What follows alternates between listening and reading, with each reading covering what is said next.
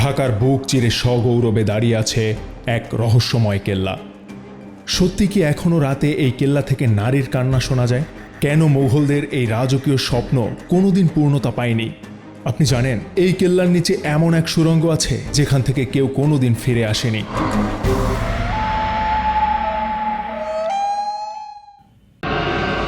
এটি কেবল পাথর আর ইটের দেয়াল নয়, এটি এক অসমাপ্ত ইতিহাস, এক বাবার বুক ফাটা আর্তনাদ আর মুঘল সাম্রাজ্যের শেষ সোনালী স্মৃতির সাক্ষী।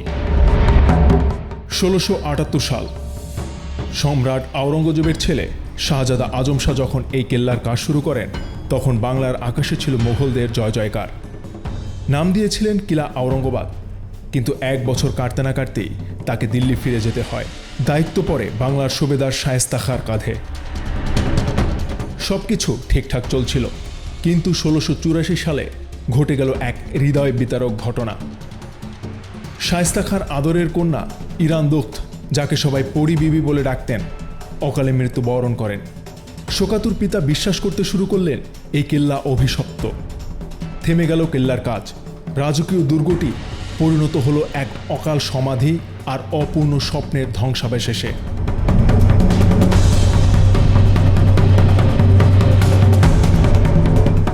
লালবাগ কেল্লার স্থাপত্যশৈলী আপনাকে নিয়ে যাবে পারস্য থেকে বাংলায়। এর হাম্মামখানা কিংবা নিখুঁত বাগান ব্যবস্থা সে সময় উন্নত প্রকৌশলের পরিচয় দেয়।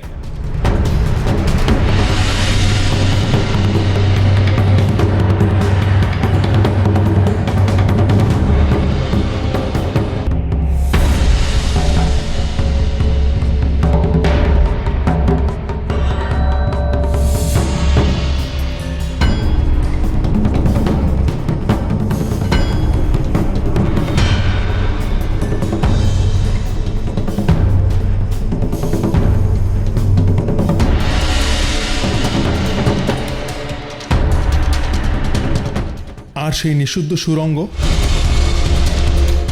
লোককথা বলে ব্রিটিশ আমলে পাঠানো কোনো সৈন্য দলই সেখান থেকে ফিরে আসেনি। আর সেই সুড়ঙ্গের মুখ চিরতরে বন্ধ, কিন্তু জনমনে কৌতূহল আজও রয়ে গেছে।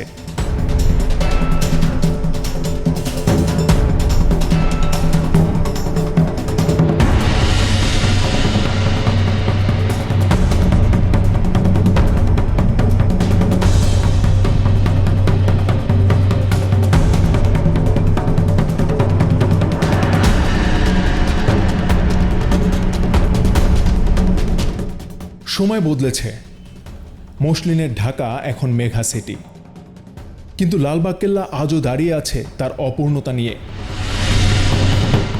কারণ কিছু কিছু গল্প শেষ না হওয়াতেই বেশি সৌন্দর্য লুকিয়ে থাকে। বাংলার ইতিহাসে মুঘলদের সেই অসমাপ্ত মহাকাব্য দেখতে হলে আপনাকে আসতেই হবে এখানে।